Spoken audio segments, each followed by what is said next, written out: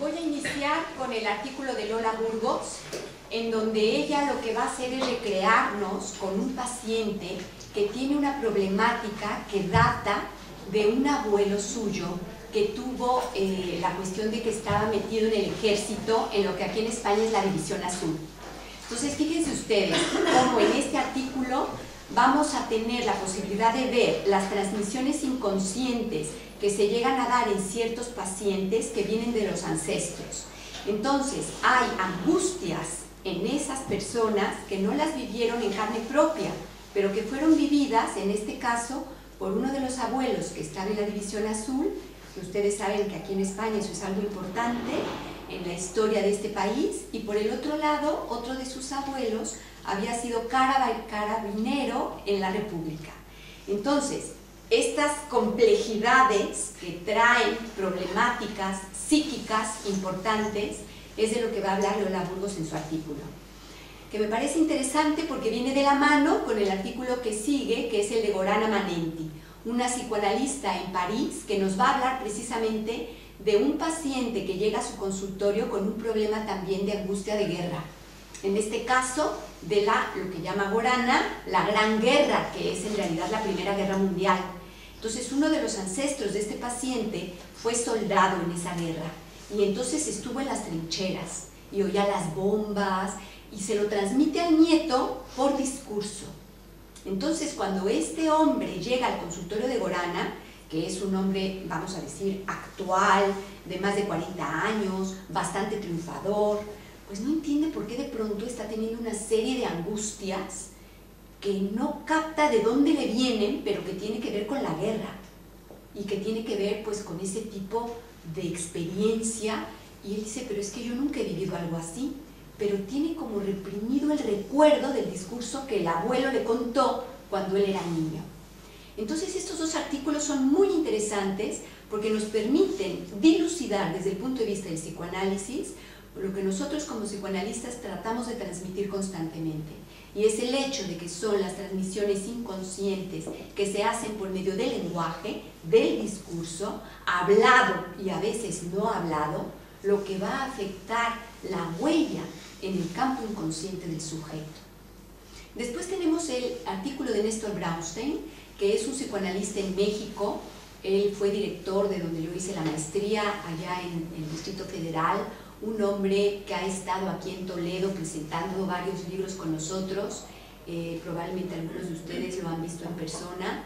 Él va a hablar en este libro de algo que él va a llamar comunicación preliminar, porque en realidad no va a ser un desarrollo completo del artículo, sino que va a ser precisamente una comunicación inicial sobre un libro que él ha leído que se llama Alain.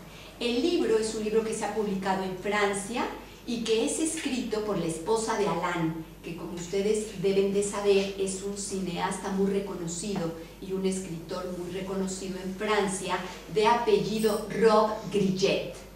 Este hombre se casó con una mujer llamada Catherine, que coge el nombre, el apellido de su marido, como la gente en Francia.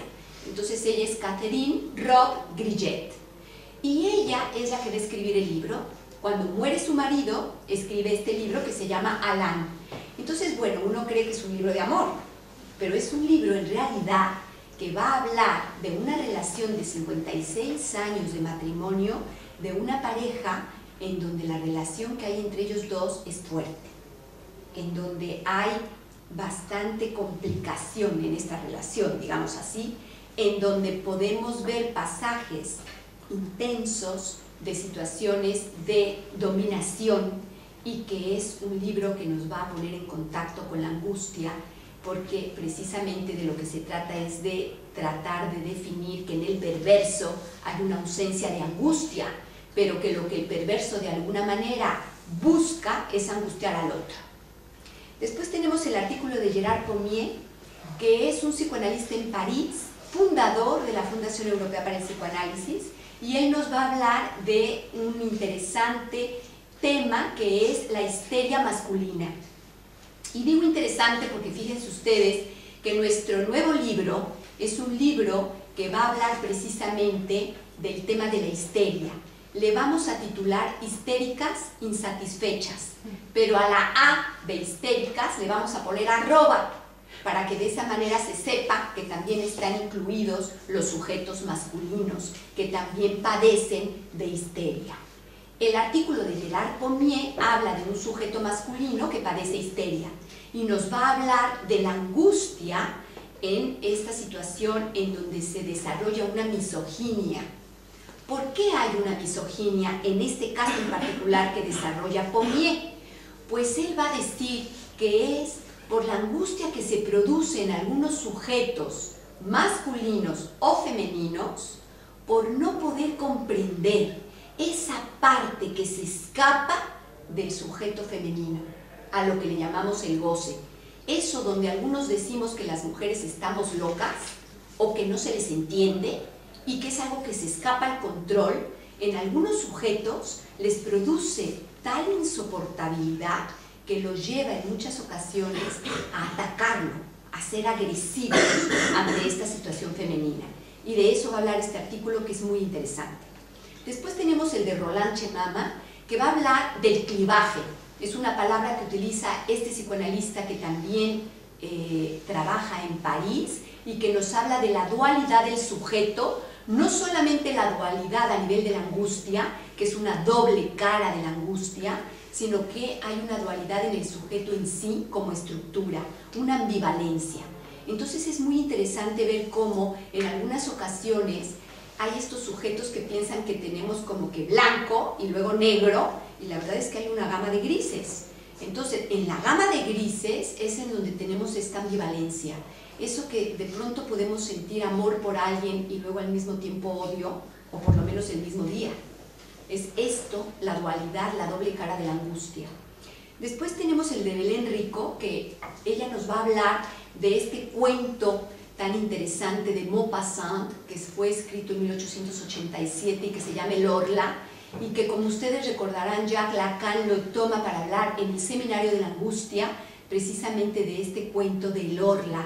Entonces Belén nos va a permitir tener esa necesidad de ir nuevamente a releer El Orla para tratar de comprender de dónde surge esta angustia que Lacan nos va a plasmar también en su seminario.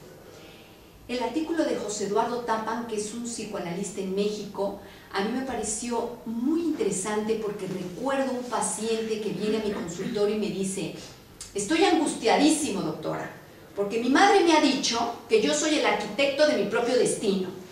Y me ha metido en una angustia, porque ¿cómo me puede decir algo así? Y justamente José Eduardo Tappan en su artículo dice: no somos los arquitectos de nuestro propio destino, no. Porque hay muchas cosas del destino que se nos escapan. ¿En qué destino estamos hablando?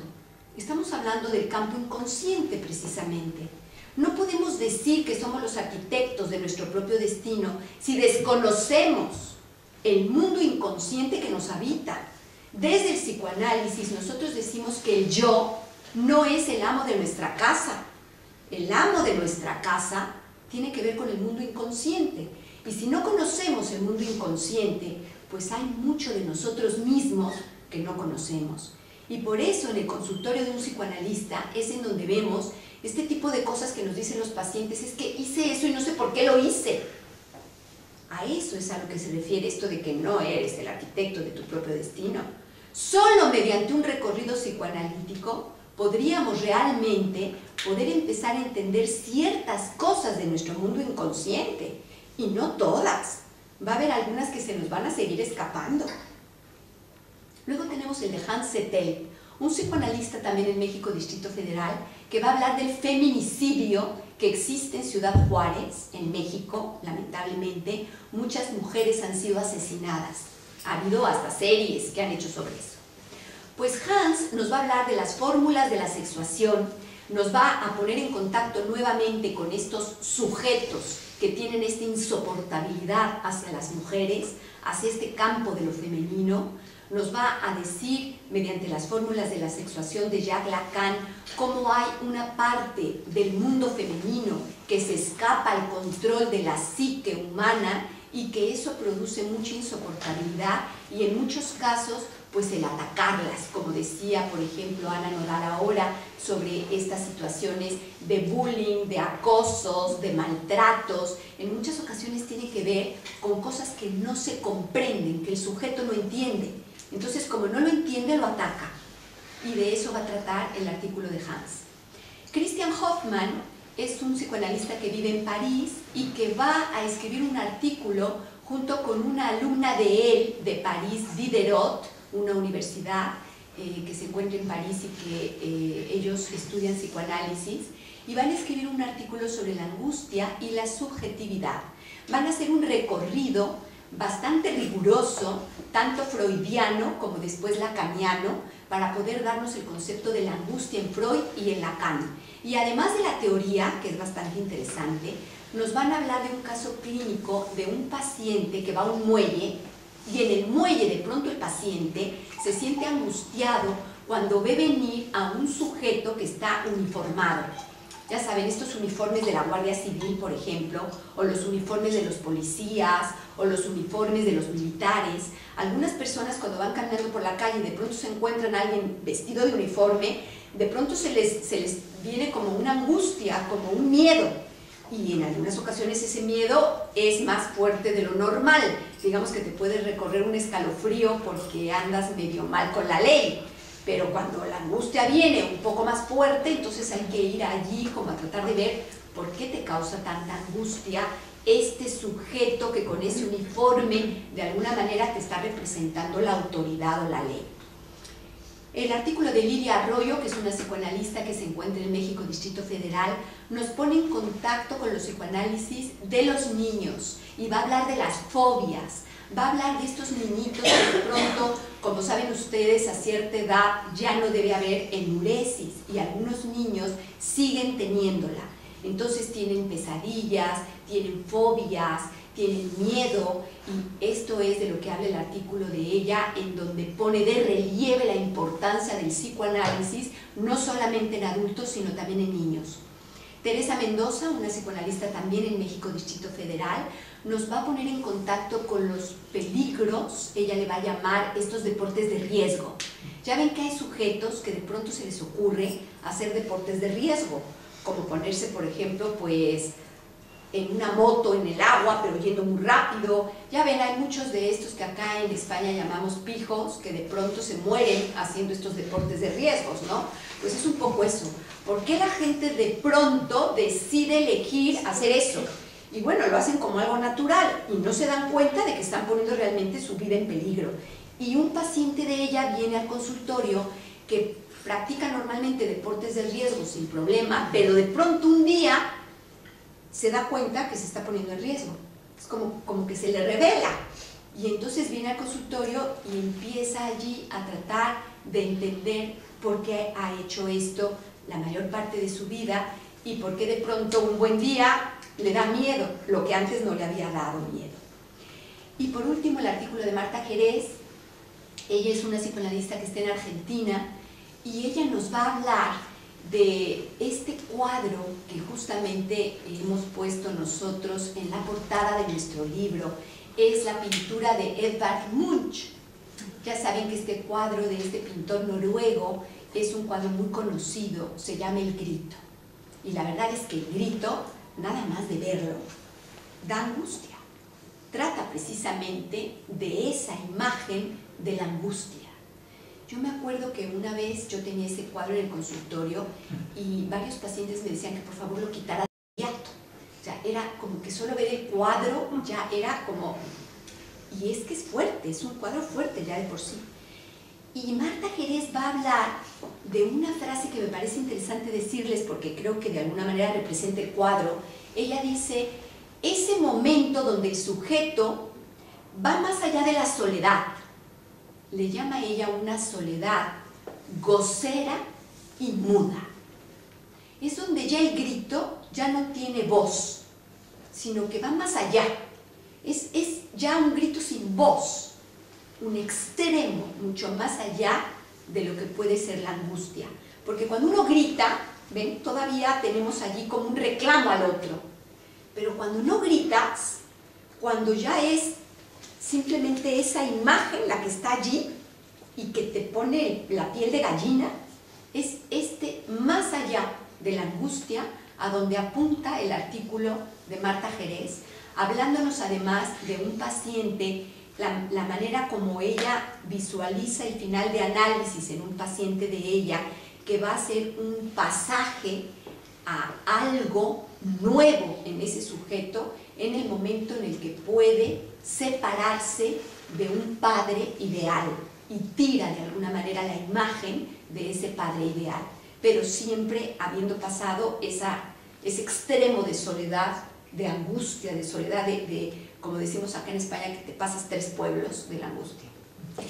Y bueno, pues esto es lo que me tocó decirles a ustedes esta noche. Para cerrar, yo quiero decirles que nuestra asociación Lazos de Toledo ya tiene muchos años aquí intentando transmitir la cultura en Toledo. Cuando nosotros hicimos el primer libro con varios coautores, éramos 13. Este libro está reuniendo 27. Estamos, la verdad, muy contentos y celebrando que hemos podido duplicar y un poquito más a los coautores. El libro de Histéricas Insatisfechas pensamos que va a tener todavía un poquito más de coautores.